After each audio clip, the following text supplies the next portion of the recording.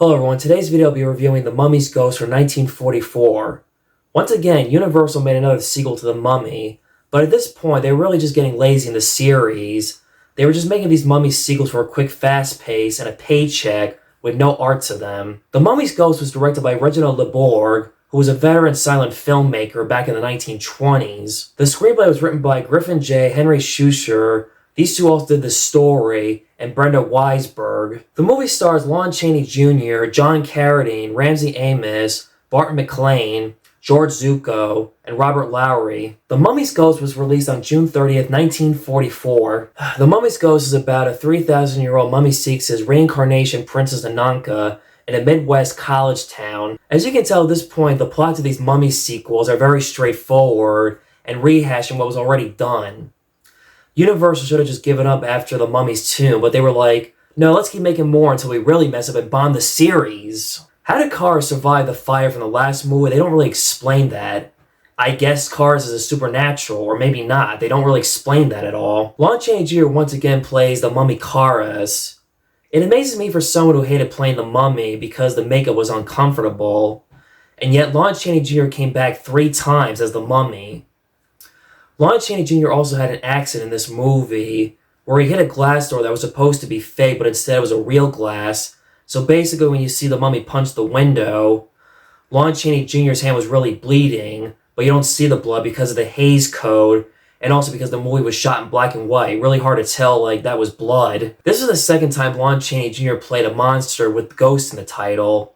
Surprised there was no Invisible Man Ghost, Ghost of Dracula, Ghost of the Wolfman, and Ghost of the Guildman.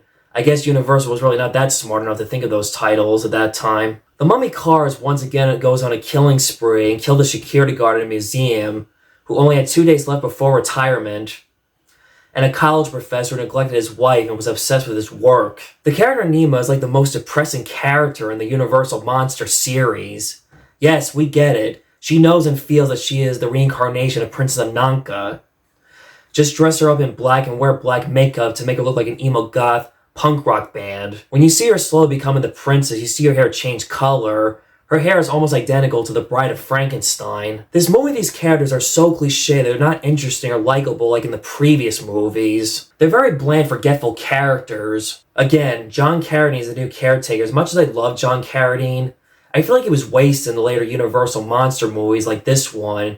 And also I said last year in my Dracula movie reviews, his performance as Dracula still doesn't do much for me. Great character actor John Carradine, but as Dracula, he just didn't do much for me. He just wasn't Dracula to me like Bela Lugosi was. Just like in the last movie, John Carradine's character sees the reincarnation Princess Ananka, falls in love with her, and wants to grow all to himself.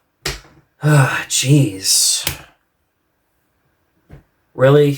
You really got lazy, Universal. Alright, spoiler alert right here. If you have not seen this movie, stop the video right here. Alright, here it goes. The mummy finally gets the girl in the end in this movie. Wow, that was a big surprise and shocker back in the 1940s. Unlike the last mummy movies, the mummy does not get his girl in this one. It's a sad ending for the fiancé.